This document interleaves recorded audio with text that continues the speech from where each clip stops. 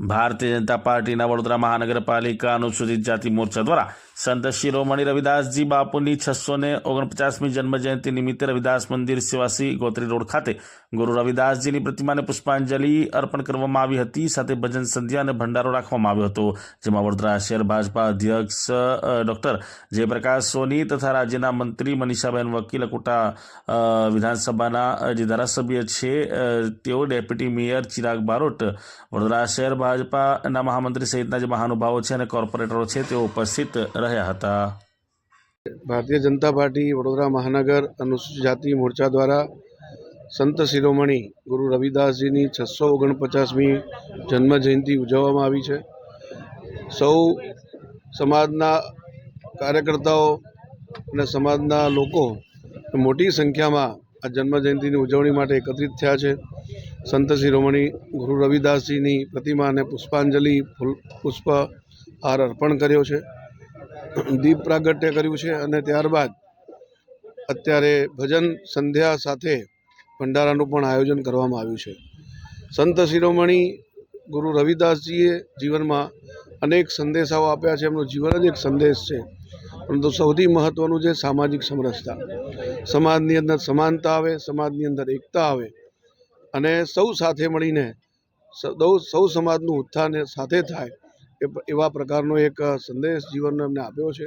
આપણે સૌએ સામાજિક સમરસતાના મંત્રને અપનાવીને સમાજની સાથે સમાનતા અને એકતા આવે એવો ભરપૂર પ્રયાસો સૌએ કરવા જોઈએ।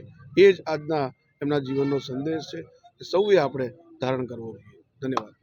ખાતે સંત શ્રી રવિદાસ મહારાજનું જે મંદિર છે અને ત્યાં આજે 649મો જન્મદિવસ ઉજવવામાં આવી રહ્યો છે। રોહિત સમાજ દ્વારા ક્યાંક ને ક્યાંક પ્રવૃત્તિ આવા દિવસમાં થતી જ હોય છે। વડોદરામાં ભાયલી ખાતે અને સાથે સાથે સેવાસી ખાતે પણ આજે જ્યારે જન્મદિવસ ઉજવવામાં આવી રહ્યો છે ત્યારે આખા દેશના લોકો આ સંતશ્રીની જે દોહા હતા એ પણ સાંભળે છે, એમને યાદ કરે છે અને આપણે રોજની જિંદગીમાં પણ આપણે જોઈએ છીએ કે સંત શ્રી રોહિદાસે જે વાત મૂકી હતી સમાજ માટે, એને પણ આપણે ગ્રહણ કરીને આપણા સમાજને કેવી રીતે આગળ લાવવા એની કાયમ આપણે સમાજના લોકો ચિંતા કરતા હોય છે। આજે જ્યારે સમગ્ર ટીમ અહીંયા અમારી મોરચાની ઉપસ્થિત છે, સાથે સાથે અકોટા વિધાનસભાના ધારાસભ્ય ચૈતન્યભાઈ દેસાઈ, અમારા એસસી મોરચાના પ્રમુખ યોગેશભાઈ, એમની ટીમ, આ જ વોર્ડના કાઉન્સિલર સૌ અહીંયા ઉપસ્થિત છે અને સમાજના આગેવાનો પણ આજે અહીંયા ઉપસ્થિત છે। બહુ સારો મેસેજ આજના ટાઈમ પર આ જઈ રહ્યો છે કે યુવાનો પણ જે સંત શ્રી રોહિદાસે વાત મૂકી હતી સમાજની એકતા માટે, અને જ્યારે આજે યુવાનો પણ મોટી સંખ્યામાં અહીં ઉપસ્થિત છે તો આપણે જે વાત કરીએ છીએ કે મૂળ સુધી આપણે પહોંચીને આપણું ધર્મની પણ વાત કરતા હોઈએ છીએ, આપણે આપણા ભજનની વાત કરતા હોઈએ છીએ। આ બધી જ વસ્તુ જ્યારે નીચે સુધી જશે તો નવી જનરેશનને પણ એક સાથે જોડાવાની પ્રેરણા મળશે। આભાર।